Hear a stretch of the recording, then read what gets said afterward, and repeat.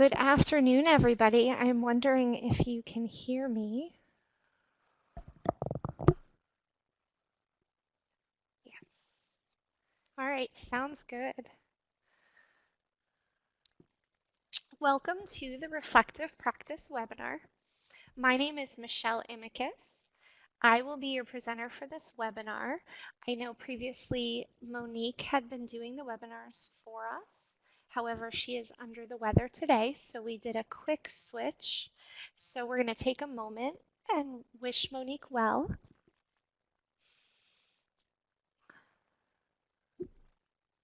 So today our webinar will be presented for 30 minutes.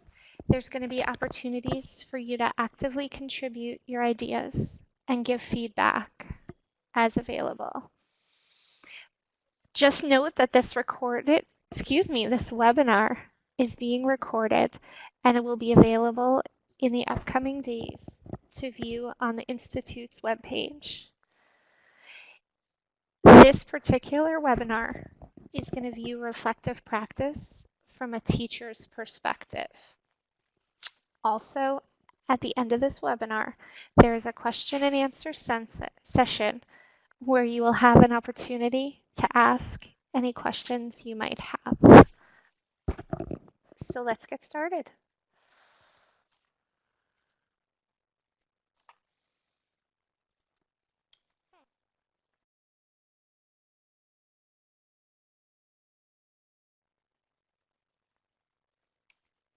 Give me just a moment here. My slide seems to be stuck.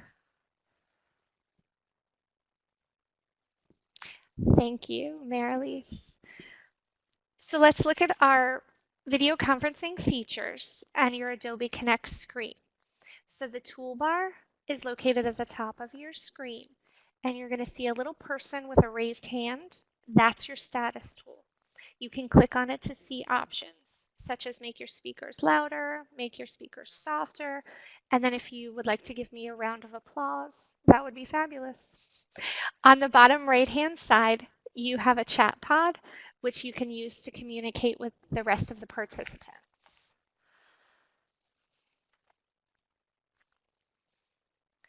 During this webinar, you will discover what reflective practice is, assess if you are a reflective early childhood practitioner, and discuss the characteristics of reflective teaching and leadership through the conscious disciplines lens. We encourage you to take notes during this webinar to support your learning.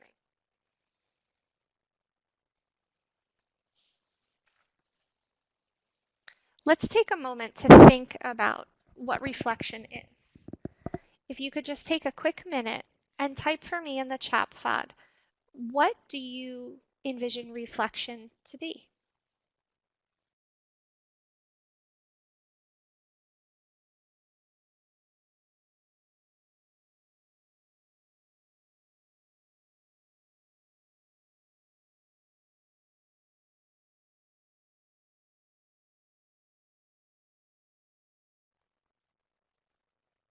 So I have a few people typing.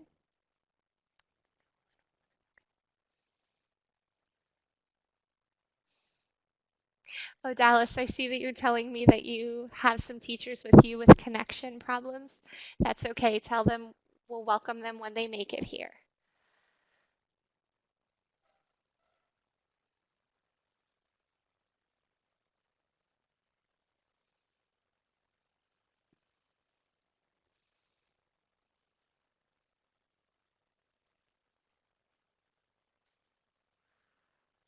So Ali said reflection is looking back at what happened, what you've done, and then determining the effectiveness and areas for improvement.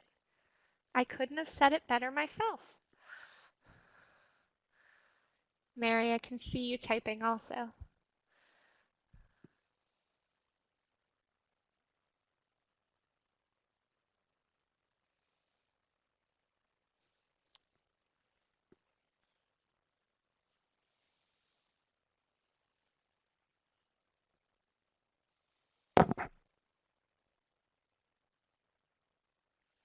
Reviewing in the day what went well, what your oops might have been for the day, And Catherine says she reflects every night. That sounds like a fantastic strategy.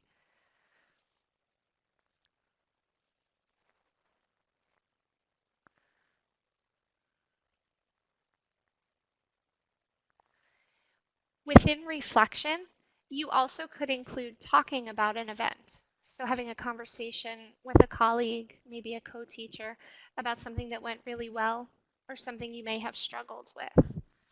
So reflection is something that we all do to some degree during every day, but usually at a basic level, and it's defined as serious thought or consideration. How and when do you typically give something serious thought and consideration? You can type your responses in the chat pod.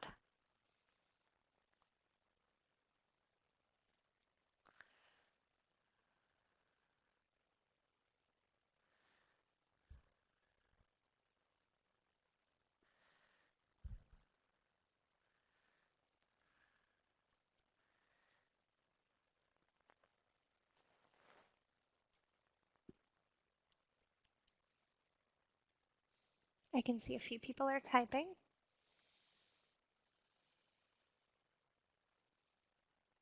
So when in your day do you take time to reflect?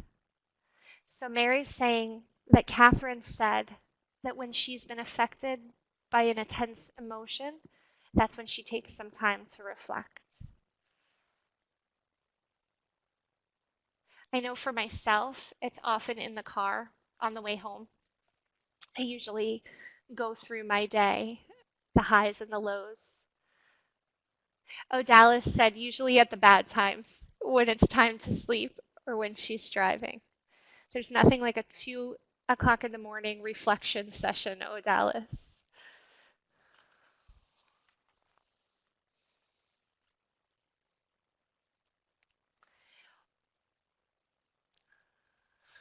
Cindy, I see that you're helping teachers get logged on, and I appreciate your willingness to be helpful. For the purposes of this webinar, as early childhood professionals, reflective practice is defined as the ongoing, dynamic process of thinking honestly and deeply and critically about all aspects of professional practice with children and families, spontaneously or planned, and it leads to action. And this is from the Victorian Early Years Learning and Development Framework, and that was developed back in 2008. So when we reflect, we consider deeply something to which we might not otherwise have given much thought. So this helps us to learn and grow. Reflection is concerned with consciously looking at and thinking about our experiences, actions, feelings, and responses, and then interpreting or analyzing them in order to learn from them. The word consciously is important here. When we make a conscious decision and an effort to reflect on our work, we're setting ourselves up to learn and grow.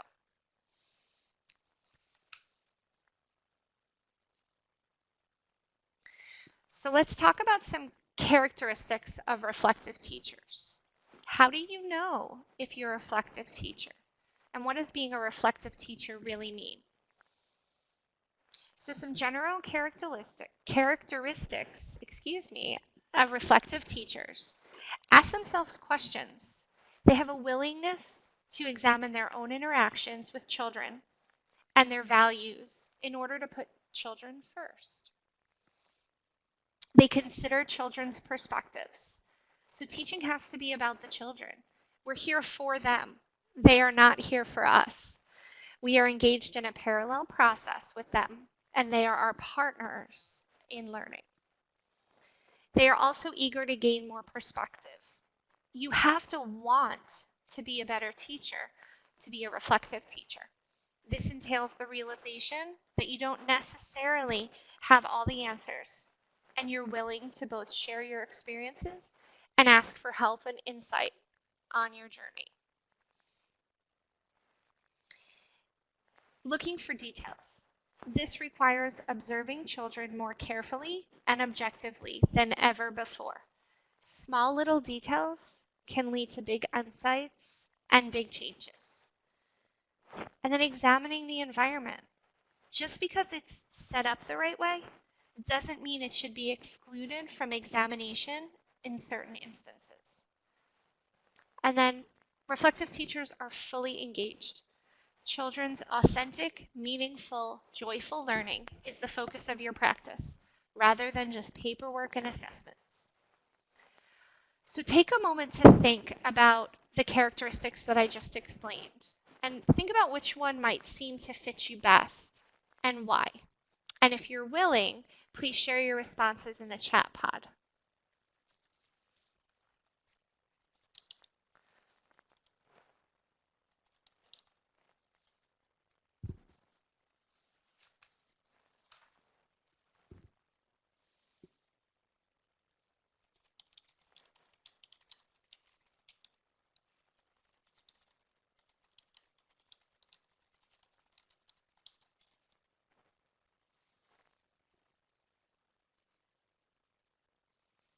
So let's talk about the role of reflection.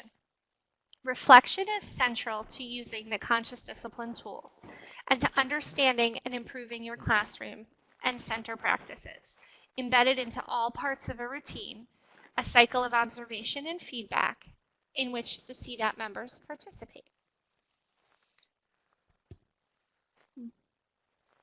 One of conscious discipline's goals is to create consistently reflective teachers and administrators who reflect without judgment before, during, and after interactions, and use that reflection to improve practices. True self-reflection simply notices what is.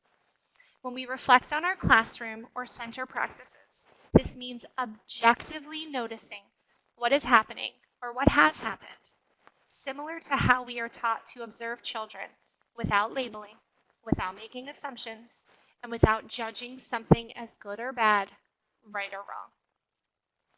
Conscious discipline's 3 rubrics: skills, school family components, and administrator self-evaluation guide are the tools that everyone on the conscious discipline action team can use to intentionally reflect on all parts of your classroom and center practices.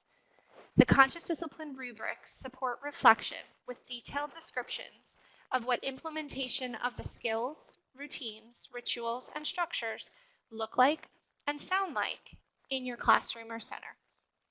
These descriptions help maintain objectivity so that reflections and plans for change or improvement are based on reality rather than judgment or assumptions. For example, visual routines. They're the foundation for creating a safe, organized environment. If you notice that a part of your daily routine has become chaotic or disorganized, you can reflect and ask yourself, do the visual routines in the classroom effectively communicate what I'm expecting from the children? Then you could use the rubric for visual routines to assess the situation. Is there a visual routine displayed for children to follow? Do we need to map, model, add visuals, and practice this part of the routine again? Does one child maybe need individual assistance during a part of the day?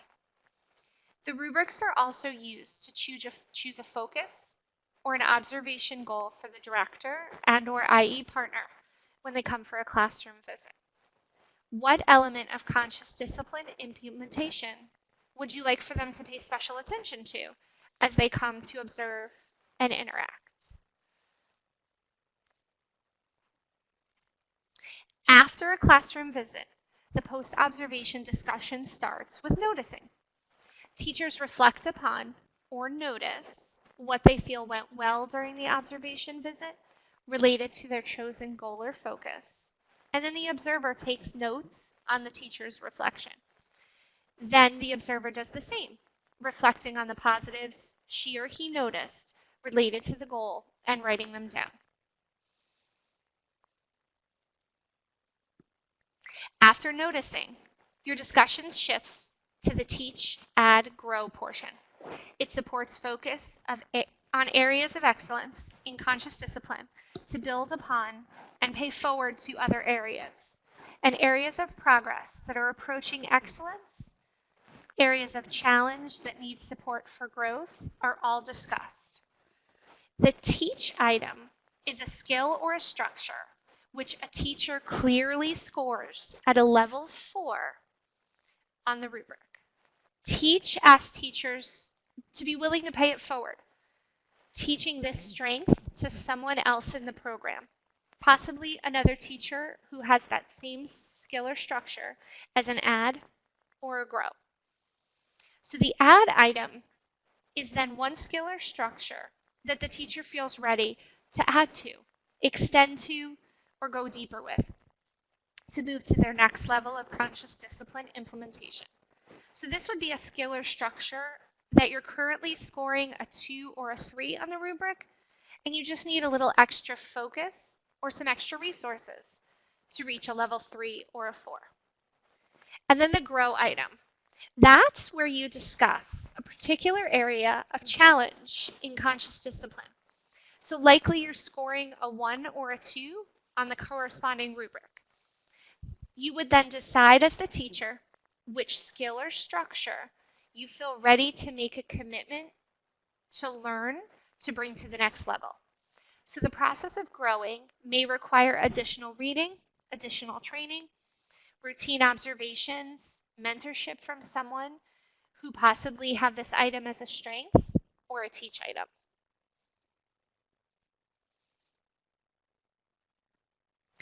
Implementing conscious discipline requires you to reflect on the children, the environment, and the interactions, perhaps more intentionally than you ever have before.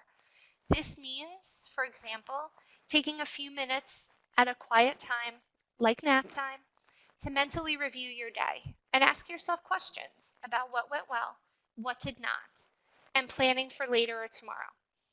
Another example is that perhaps while two children are having a conflict, you notice that you're losing your composure and you're falling back into your old language and habits. So you work on shifting your brain state through the calming strategies. Here are some other conscious discipline focused questions that a reflective teacher might ask him or herself based on what they are noticing and experiencing in their classroom. So are my greetings and my I love you rituals used to make a connection with each child each day? Am I maintaining my composure when the children get upset? Am I using the picture rule cards to provide children with positive choices when necessary? And does my brain smart start focus on uniting, disengaging stress, connecting, and committing? Am I missing one of the key components? This process mirrors some of the characteristics of reflective teachers that we discussed a few minutes ago. Does anybody remember any of those characteristics of reflective teachers that we mentioned a few minutes ago? If you think of one, please type your response into the chat pod.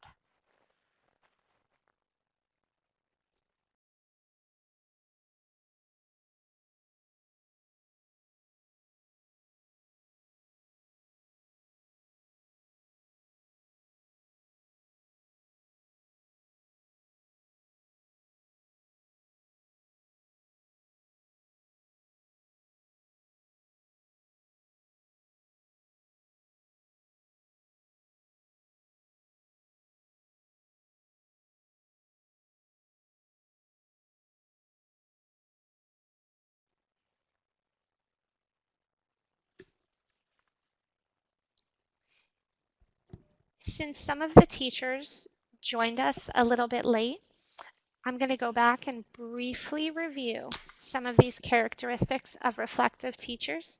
And Mary, I see that you wrote evaluate environment. Yes, a reflective teacher takes a look around to see if the environment is supporting the behavioral expectations in the classroom. So for those of you who had trouble logging on and might have missed it, some of the general characteristics that we talk about when we talk about reflective teachers is being willing to examine your own interactions, whether it's with children or families, and always make sure that your values put the children first. considering children's perspectives. Teaching has to be about the children.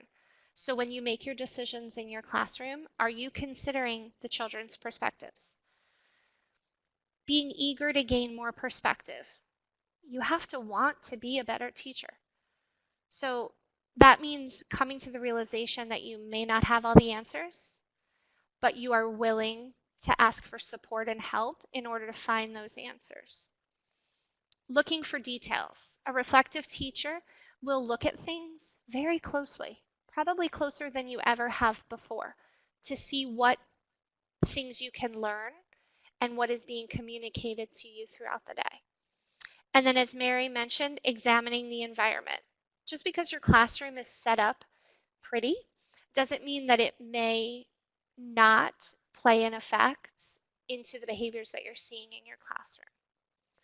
So now that I went back and highlighted some of those, if some of the teachers are willing to share with us, which characteristics of reflective teachers do you see in yourself?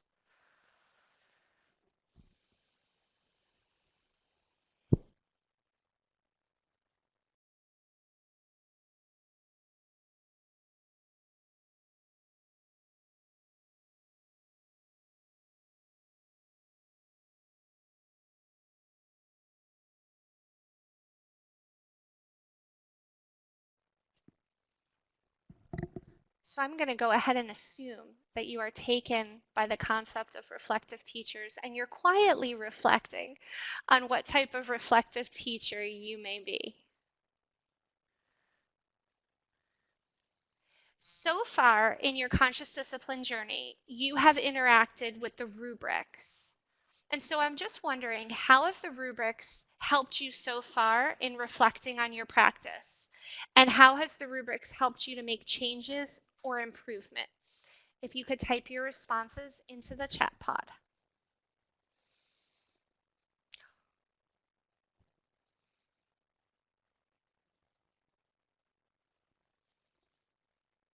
I can see Mildred and Cindy are typing.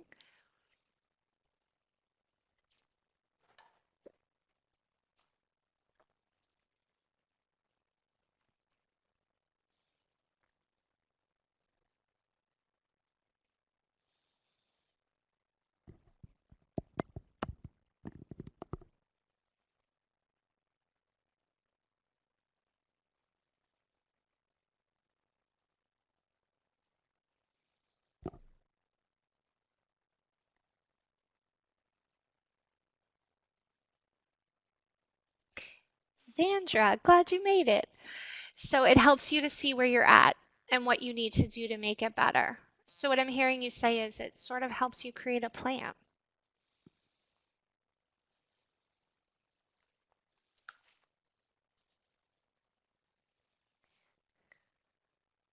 Cindy noticed that consistency is key, and you're absolutely right. And it keeps you from giving yourself credit for things unless you've actually accomplished them. And yeah, Mildred, they are a self-assessment and they can help you look deeper into areas of struggle.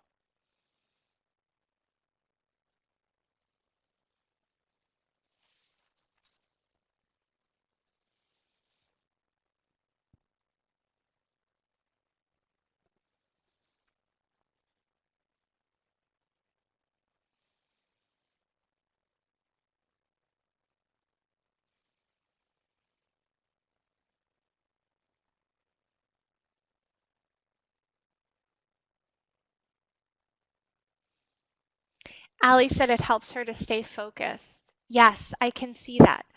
Sort of helps you to say, here's where I am now, and here's where I'd like to go. Almost like a roadmap.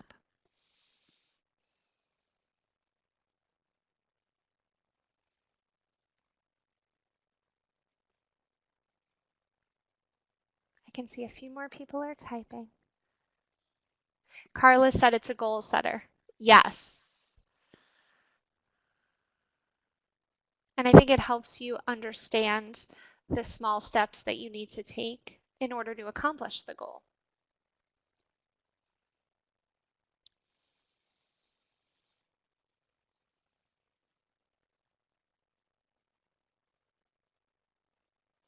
Thank you, Cindy, for letting me know that Allie is not actually typing. I was actually going to wait for her. So let's do a quick summary to be respectful of time. Reflective practice involves you being conscious, intentional, and it helps you learn from experiences and interactions.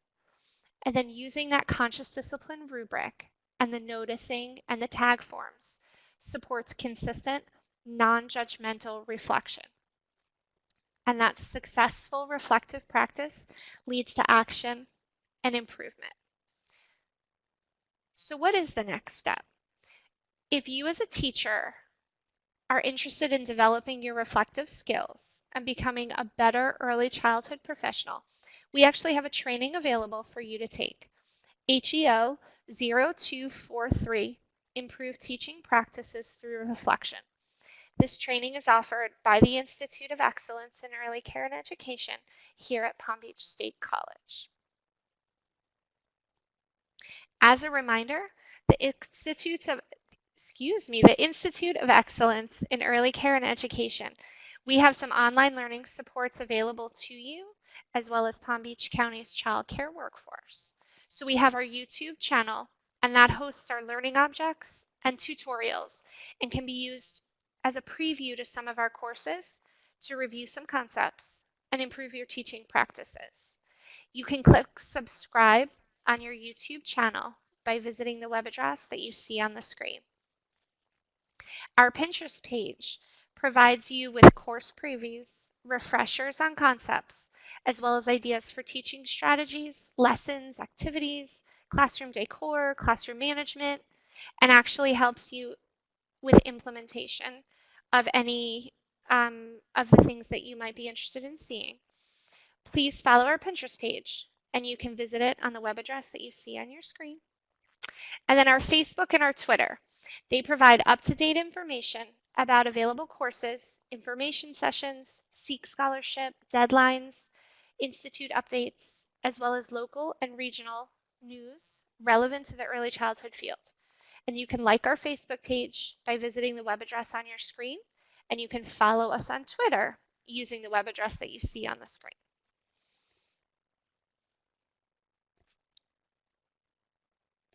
So Haley, thanks for encouraging everyone to take our reflective class. So does anyone have any questions?